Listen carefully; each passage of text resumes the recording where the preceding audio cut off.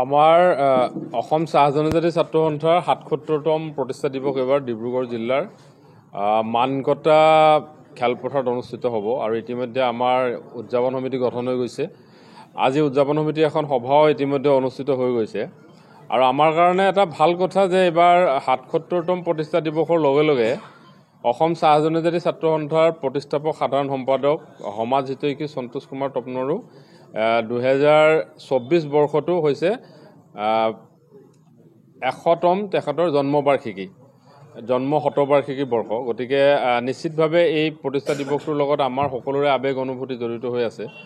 আৰু ইতিমধ্যে অসমৰ মাননীয় মুখ্যমন্ত্ৰী ডক্টৰ হিমন্ত বিশ্ব শৰ্মা ডাঙৰীয়াই ৭৭তম প্ৰতিষ্ঠা দিৱসত মুখ্য অতিথি হিচাপে উপস্থিত থকাৰ আমাক প্ৰতিশ্ৰুতি দিছে আৰু তেখেত অসমৰ মাননীয় মুখ্যমন্ত্ৰীগৰাকী ৭৭তম প্ৰতিষ্ঠা দিৱসত মুখ্য অতিথি হিচাপে উপস্থিত থাকিব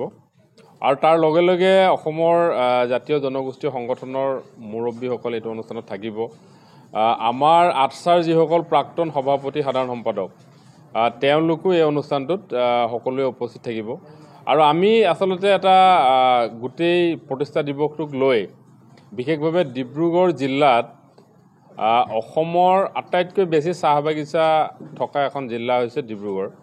আৰু আমি সেইবাবে ডিব্ৰুগড় জিলাত আমি এটা বৃহৎ গণসমাৱেশ এই প্ৰতিষ্ঠা দিৱসৰ লগত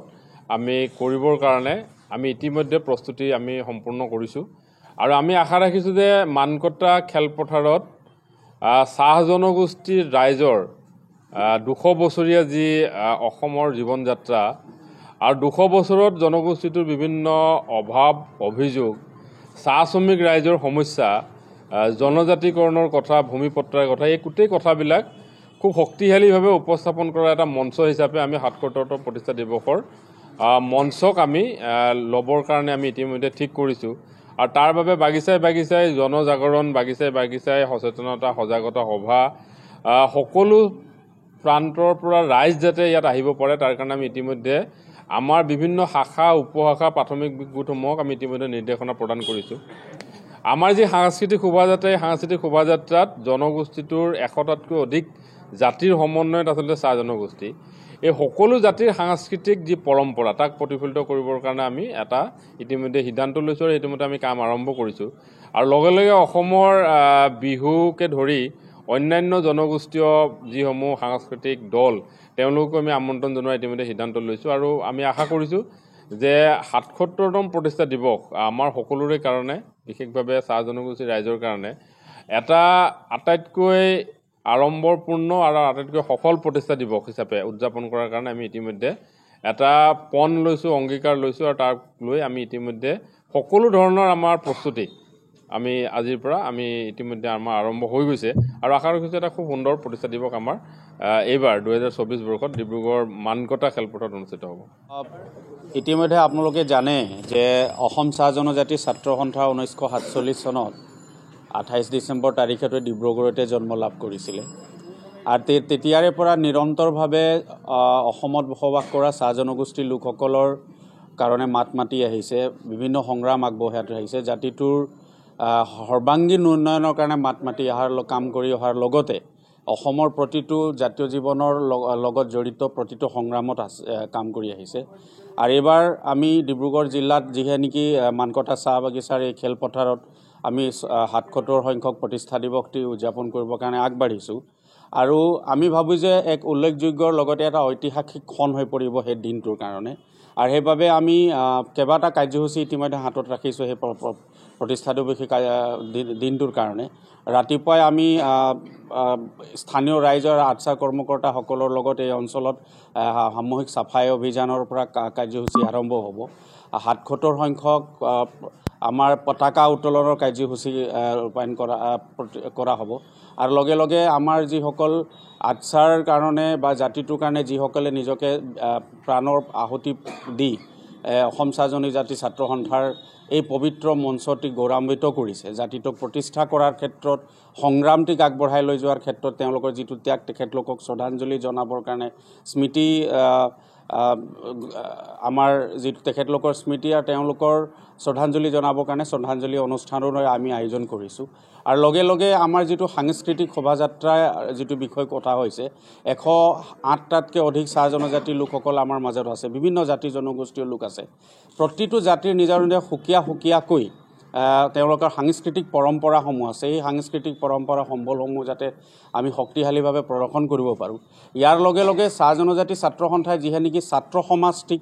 প্ৰতিনিধিত্ব কৰে আৰু সেইবাবে ছাত্ৰসকল আৰু উঠি অহা প্ৰজন্মসকলৰ মাজত থকা বিভিন্ন সামাজিক শিক্ষাকে ধৰি অন্যান্য ক্ষেত্ৰত যিবিলাক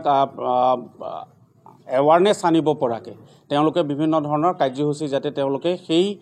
শোভাযাত্ৰাটোতে তেওঁলোকে কৰিব পাৰে, প্ৰদৰ্শন কৰিব পাৰে। ইয়াৰ লগে লগে চাহ জনগোষ্ঠীৰ লোকসকলৰ আৰু অসমৰ জাতীয় জীৱনক লৈ যিসমূহ আমাৰ সংগ্ৰাম আছে, যিসমূহ আমাৰ দাবী আছে, আমাৰ জনজাতিকৰণৰ দাবী, আমাৰ ভূমিপট্টাৰ দাবী, আমাৰ শিক্ষাৰ অধিকাৰ, এইবিলাক সকলো কথা বতৰাবিলাক যিখিনি এটা ছাত্ৰ ছাত্ৰীসকলে যাতে তেওঁলোকৰ বেনাৰ পোষ্টাৰৰ জৰিয়তেও তেখেতলোকে যাতে প্ৰদৰ্শন কৰিব পাৰে, তেনেকুৱা ধৰণৰ কাৰ্যসূচী আমি ৰাখিছোঁ। ইয়াৰ পিছতে আমাৰ হ'ব মুকলি সভা আৰু সেই মুকলি সভাখনত আমি